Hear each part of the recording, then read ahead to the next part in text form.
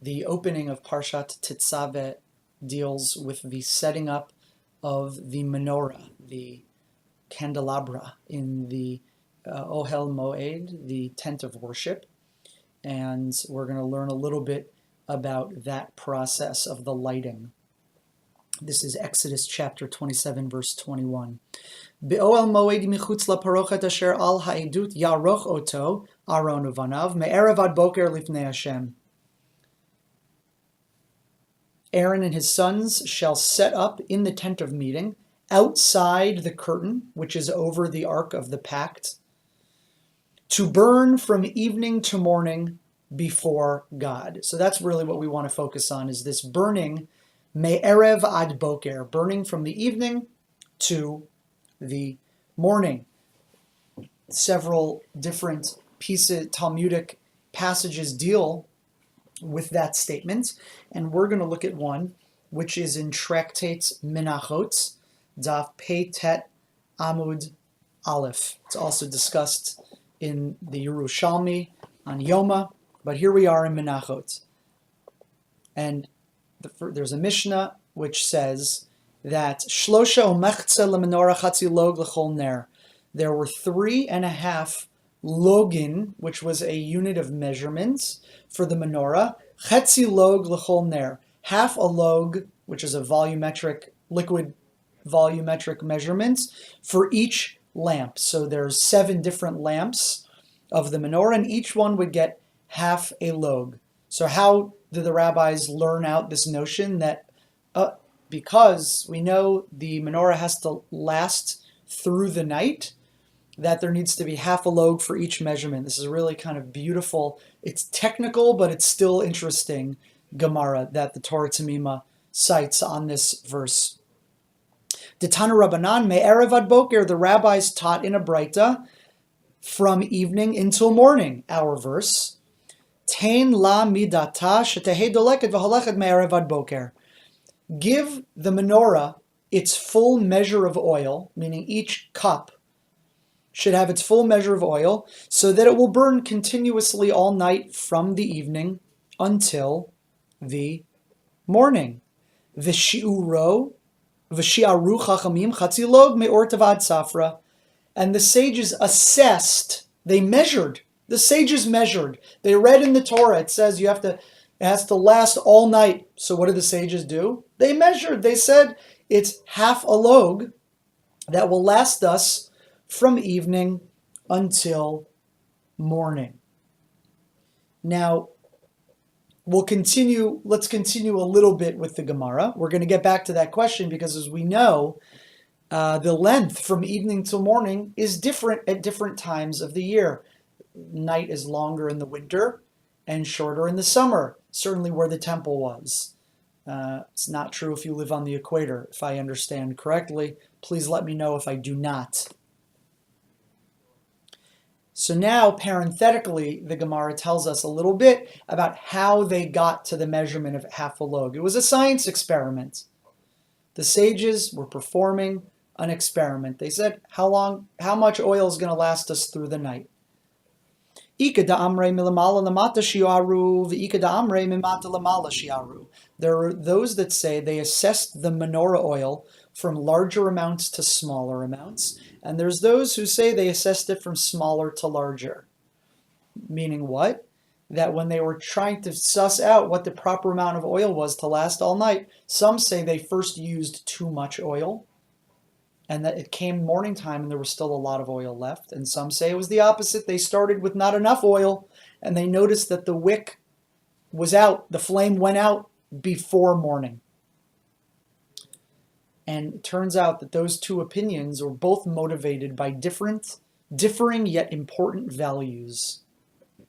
The one who says that they assessed the menorah oil going from smaller to larger, HaTorah chasa al mamonan shel Yisrael.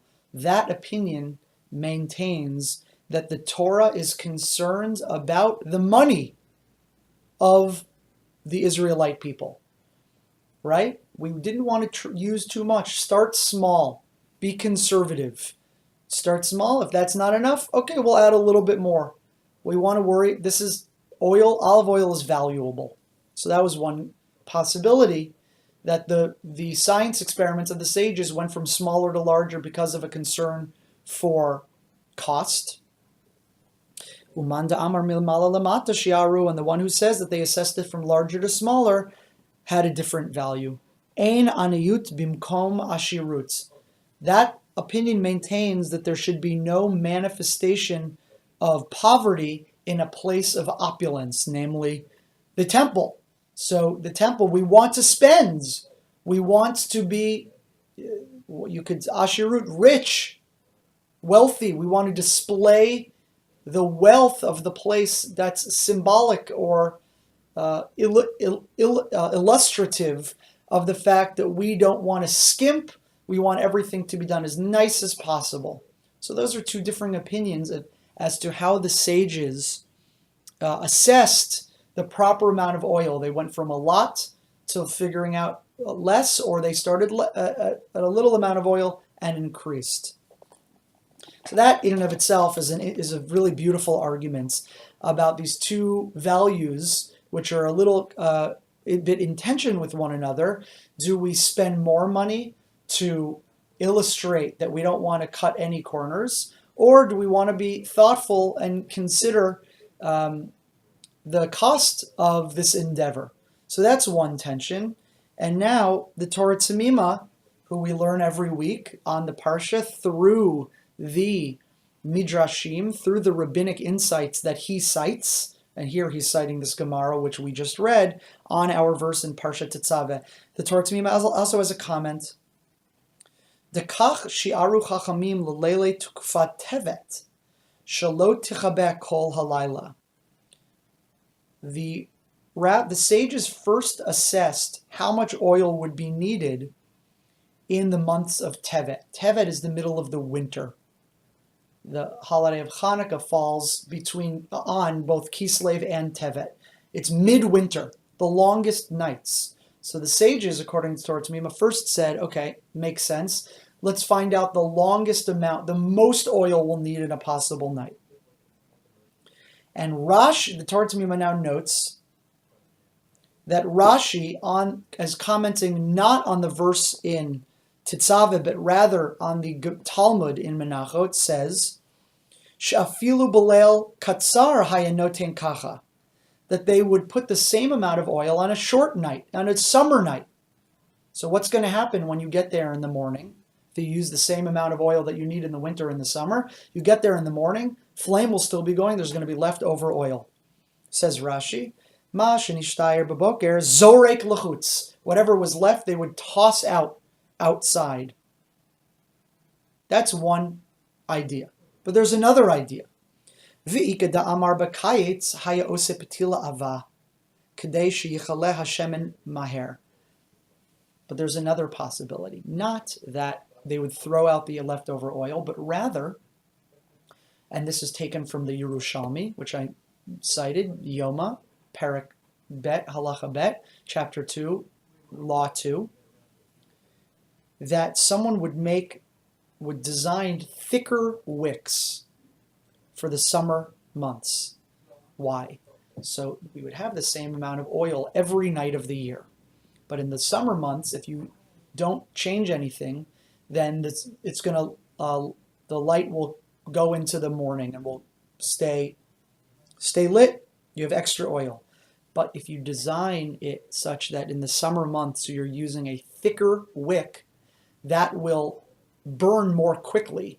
And so now there's another layer of design here that the sages figured out, not just how much oil to use, but how thick or thin to use the wicks dependent on the month and season, so that it would always work out that the flames, the light of the menorah, lasted, as our verse told us, me'erev ad boker, from evening until morning, and they would extinguish on their own around the same time every morning, such that you wouldn't have to throw out any oil.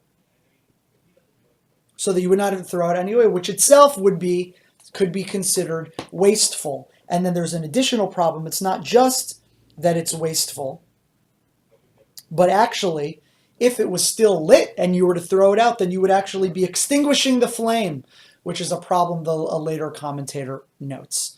So I wanted to share this piece of Torah with you because though it's a little technical and kind of about a small detail, I like the way that the Torah Temimah notes there's different values even here in the technical thinking, sort of prosaic questions about how the menorah would work. We still nevertheless are exposed to questions about cost, a cost-benefit analysis. Ein aniyut bimkom ashirut. We don't want to be seen to be cutting corners, and yet chasa al memonan shel Yisrael. The Torah is concerned for the pockets, the money of the Israelites. That's one issue, and another issue is the push and pull between assessing the proper amount of oil, despite the fact that there's seasons, there's different lengths of nights and days, and we have to figure out how to not be wasteful even in that case. And the answer seems to be, at least according to one opinion, that the wick size would grow or shrink over the course of the year so as to not be wasteful of oil even in that manner. Always a pleasure learning with you. More next week.